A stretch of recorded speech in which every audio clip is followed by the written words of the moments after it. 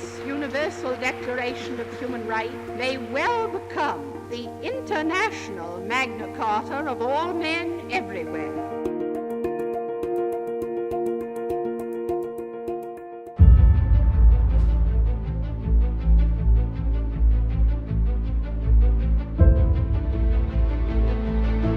After the Second World War and the Great Economic Depression, there was a spirit to think, what can we do to ensure that this kind of situations will never happen again?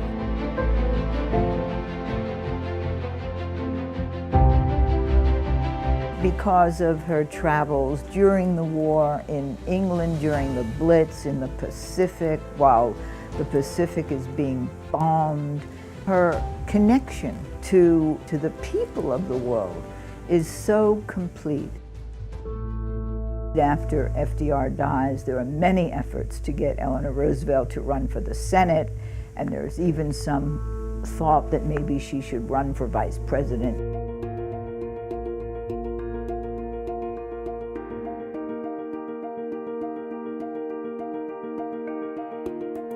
The one position she is excited about, that she accepts, is when Harry Truman offers her a membership in the delegation, the U.S. delegation, to the United Nations. It was such an opportunity to build a movement for peace and for human rights.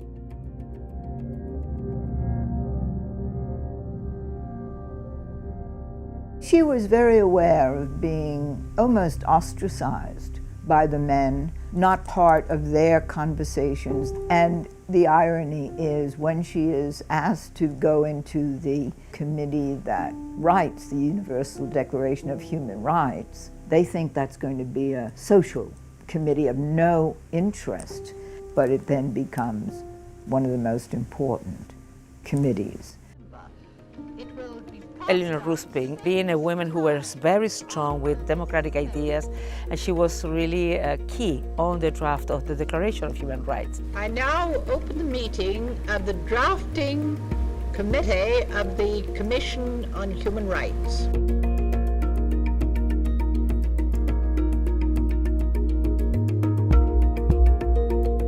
One other person that was such a big influence on Eleanor Roosevelt was India's Hansa Mehta.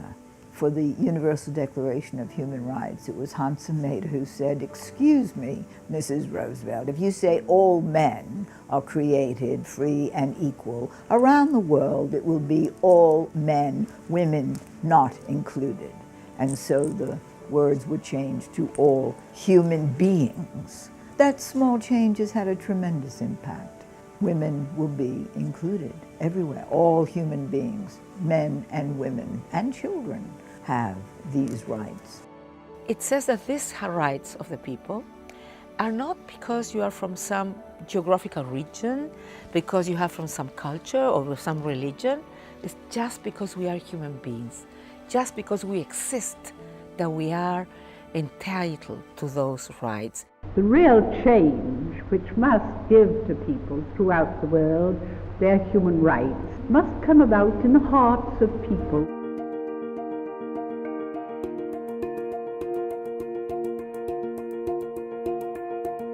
Their ability to work together, to negotiate across all their differences, is really what made the creation of the Universal Declaration of Human Rights possible.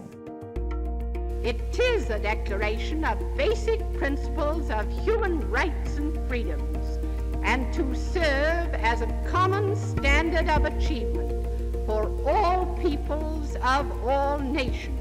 And it's particularly fitting that here tonight, the person who's been the leader in this movement, assisted though she has been by many others. I refer, of course, to Mrs. Roosevelt, the delegate of the United States.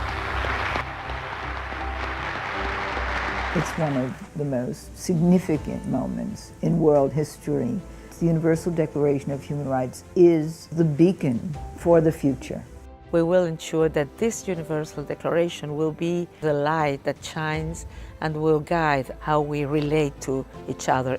If we observe these rights for ourselves and for others, I think we will find that it is easier in the world to build peace